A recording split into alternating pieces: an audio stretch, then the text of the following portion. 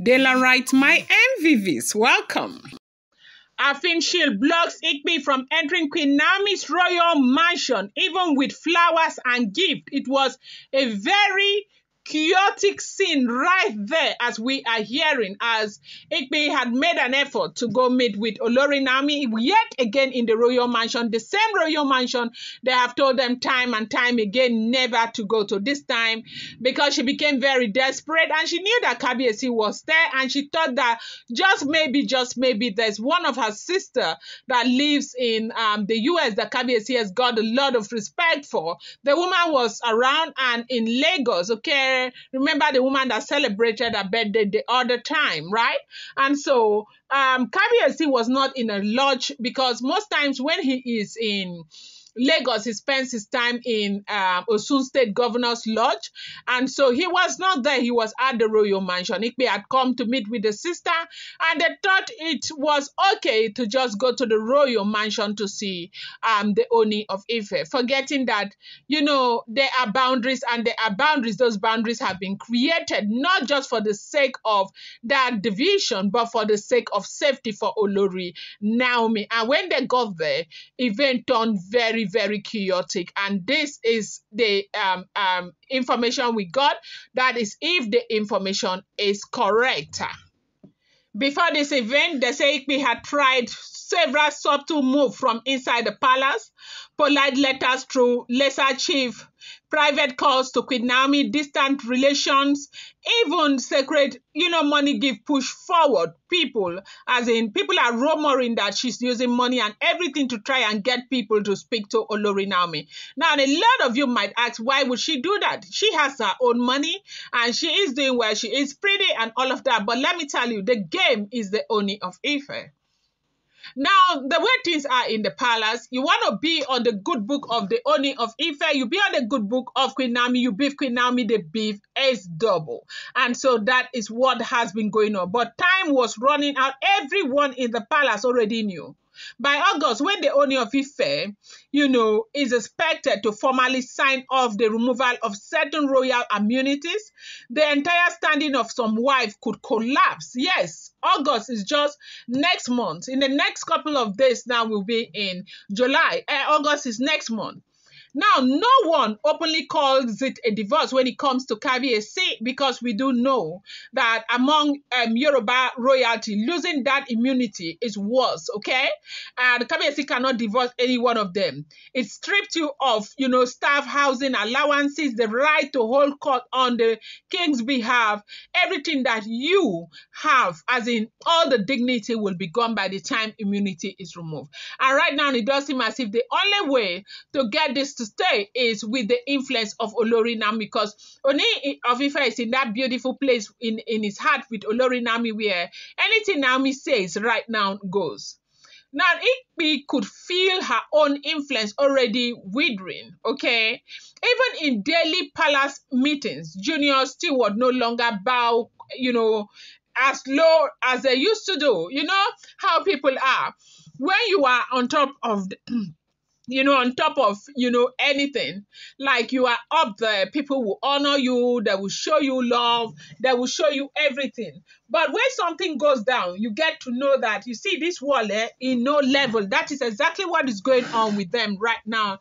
Especially, you see Igbi, you see Gospel, you see Ebony. Now, blow to a large extent, yes, but not as bad as others, because they feel like she was there, but she repented on time. But for others, they are hearing it tougher right now. And they are not ready to just keep quiet. They are working so hard. So let me not digress. Let me go to what this is about.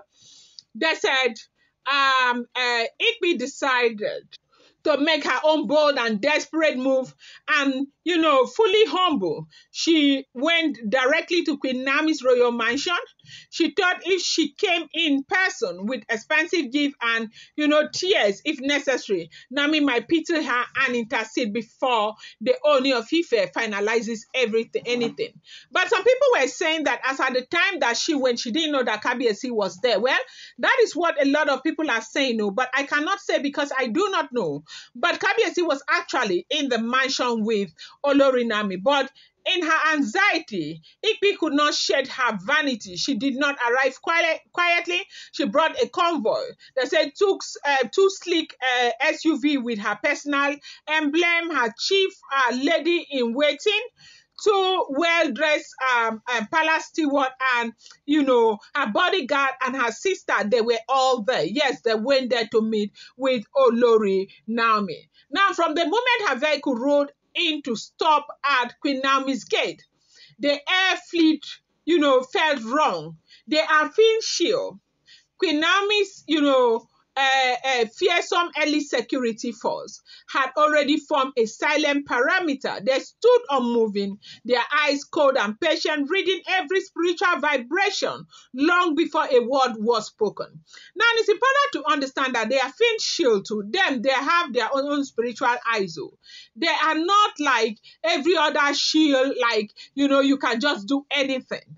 They said Igbi-led steward tried to step forward with a shallow bow, announcing that Her Royal Highness, that is Igbi, was there, and Igbi had come to meet with Olori Naomi. And they said no. Naomi did not tell them she was expecting Igbi.